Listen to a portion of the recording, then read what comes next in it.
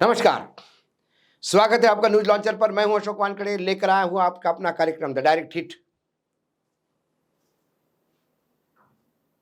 Hit होता है इस खबर से चुनाव आयोग। हिट होते हैं वो लोग जो चुनाव आयोग का उपयोग चुनाव जीतने के लिए करते हैं।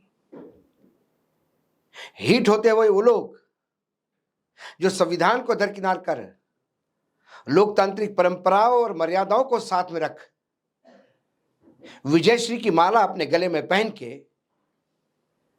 जनादेश जनादेश करके चिल्लाते हैं। ये मैं इसलिए कह रहा हूं कि पिछले कुछ चुनावों से,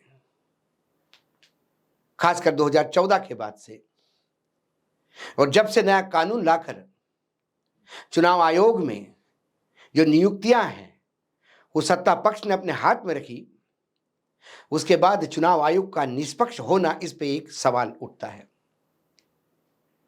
लेकिन मैं क्यों कह रहा हूं कि ये वो लोग हिट हुए हैं, और जो सामान्य इंसान जिसका लोकतंत्र में विश्वास है, संविधान में विश्वास है, उसमें एक आशा की ज्योत ज्वली है। 6 तारीख को सर्वोच्च न्यायालय के जस्टिस संजय करोल जी के बेंच ने एक ऐसा लैंडमार्क डिसीजन दिया जो आने वाले समय में जो विभिन्न केसेस कोर्ट में चल रहे हैं चुनाव आयोग को लेके, उसके लिए एक बेहतरीन नाजीर साबित होगा, साइटेशन साबित होगा। ये जो निर्णय है ये कोई बहुत बड़े लोकसभा क्षेत्र, विधानसभा क्षेत्र का नहीं है। प्रयागराज के पास एक गांव है छोटा, उस गांव के ग्राम पंचायत का, ग्राम सभा का सरपंच का चुनाव है।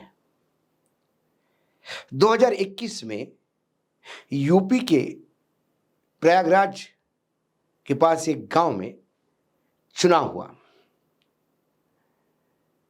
चुनाव में 1193 वोट पड़े, ऐसे बताया गया। लेकिन जब वोटों की गिनती हुई तो वो 2103 निकले, यानी 19 वोट का अंतर पाया गया। जितने वोट पड़े और जितने गिने गए उसमें 19 वोट का अंतर। हालांकि जो सरपंच का उम्मीदवार विजयी हुआ वो 37 वोटों से हुआ। जो हारा हुआ उम्मीदवार था उसने आगे गुहार लगाई, कंप्लेंट की। फिर डीएम तक मामला गया, डीएम के कोर्ट तक मामला गया। डीएम के कोर्ट ने जो चुनाव अधिकारी था उसकी डायरी समन्स की, वो डायरी मिली नहीं, तो उन्हें लगा कि कोई गड़बड़ है, तो उन्हें रिकाउंटिंग का आदेश दिया। उस रिकाउंटिंग के आदेश पर मामला इलाहाबाद हाईकोर्ट गया। जब इलाहाबाद हाईकोर्ट में चला गया मामला, उच्च न्यायालय में, तो वहां पर न्यायालय ने डीएम के उस आदेश को रिकाउंटिंग के निरस्त कर दिया। हारा हुआ सरपंच सर्वोच्च न्यायालय पहुंचा, इलाहाबाद उच्च न्यायालय के निर्णय के खिलाफ। तब सर्वोच्च न्यायालय ने जब केस सुना, तब दलील दी जा रही थी जीतने वाले उम्मीदवार की तरफ से, साहब ये 19 वोट की गिनती हो ना हो, हम तो 37 वोट से जीते हैं, ये 19 वोट निकाल भी देंगे तो भी हमारी जीत है। तब सर्वोच्च न्यायालय ने कहा सवाल जीत या हार का नहीं, कितने वोट किसको मिले ये नहीं, सवाल है संवैधानिक सिद्धांतों का और स्थापित मानकों का, जो एक प्रक्रिया के अनुरूप होना चाहिए, नहीं तो फिर वो गलत है। प्रत्येक दस्तावेज चुनाव को लेकर महत्वपूर्ण होता है और उसे सुरक्षित रखने का हर संभव प्रयास किया जाना चाहिए। मतदान अधिकारियों का रिकॉर्ड गायब होना ये धांधली की तरफ इशारा करता है। इसलिए ये जो अंतिम गिनती हुई उस पे संदेह खड़ा होता है और इसलिए सर्वोच्च न्यायालय आदेश देता है कि इसका दोबारा गिनती की जाए। सर्वोच्च न्यायालय ने अपने निर्णय में यह भी कहा कि उम्मीदवार का, जो चुनाव लड़ रहे सभी उम्मीदवारों का चुनाव प्रक्रिया पे नजर रखना और रिकॉर्ड का निरीक्षण करना ये उनके अधिकार क्षेत्र का है। उनके अधिकारों को वंचित नहीं किया जा सकता। ये एक प्रयागराज के छोटे गांव के ग्राम पंचायत के सरपंच के चुनाव के मसले में सर्वोच्च न्यायालय ने कहा, यदि सरपंच के चुनाव में रिकॉर्ड की अहमियत है, डाटा की अहमियत है, चुनाव में जितने वोट पड़े और जितने गिने गए, यदि इसमें तफावत है तो हार जीत नहीं देखते हुए, प्रक्रिया पे संदेह देखते हुए फिर से पुनर्गणना हो सकती है, तो फिर महाराष्ट्र और हरियाणा में क्यों नहीं? हरियाणा में जब फिर से चेकिंग के लिए लोगों ने पैसे भरे तो चुनाव आयोग ने कहा कि हमने डाटा डिलीट कर दिया है, हम सिर्फ मशीनों को चेक करवाएंगे मॉक पोलिंग करके। क्या यह सही था?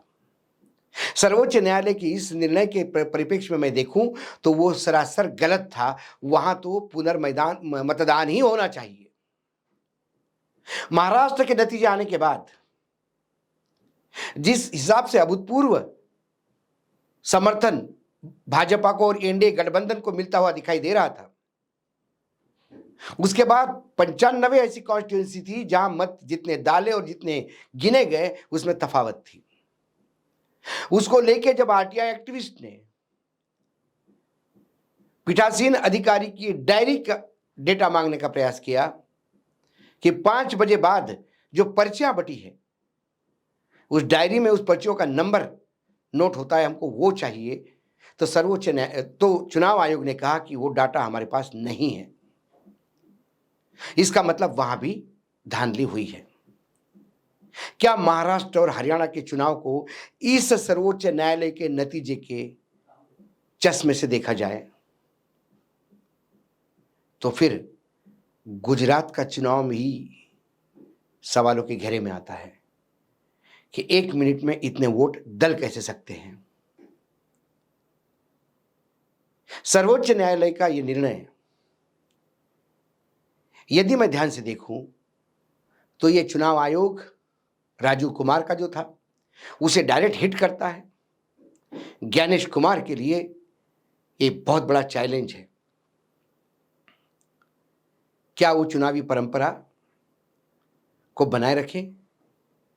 क्या वो संविधान के हिसाब से चुनाव करवाएं? कई बातें आती हैं इसमें।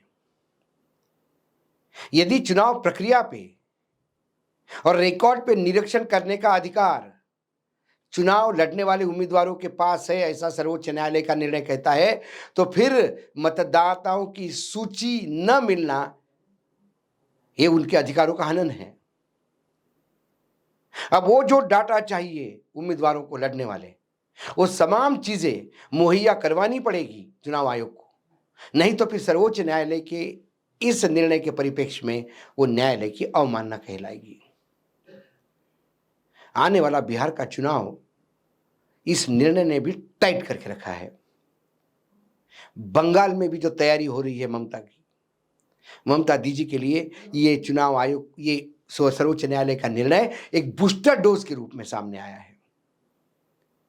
कुल मिला के चुनाव प्रक्रिया के साथ खिलवाड़ करने वाले, जबरिया विजयी घोषित करवाने वाले, चुनाव आयोग को चुनाव जीतने का टूल बनाने वाले, वो तमाम लोग सर्वोच्च न्यायालय की इस निर्णय से हिट हुए हैं। लेकिन आशा की ज्योत तो इस देश के संविधान और लोकतंत्र में विश्वास रखने वालों के मन में प्रज्वलित भी हुई है। आज डायरेक्ट हिट में इतना ही। कल फिर आता हूं किसी विषय के साथ। तब तक के लिए नमस्कार। देखते रहिएगा न्यूज लॉन्चर।